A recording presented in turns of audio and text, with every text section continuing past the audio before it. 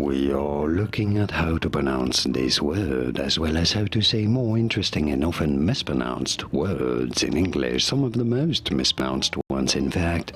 So make sure to stay tuned and consider subscribing for more learning how do you say it. Accent. You do want to stress on this first syllable. Both British and American pronunciations are similar here.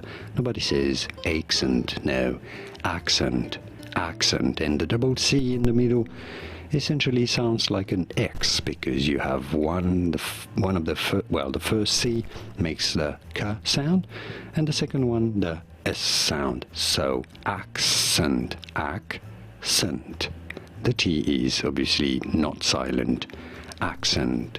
And now you know. Did you get this? Was this any helpful? Let me know in the comments and by using the like button.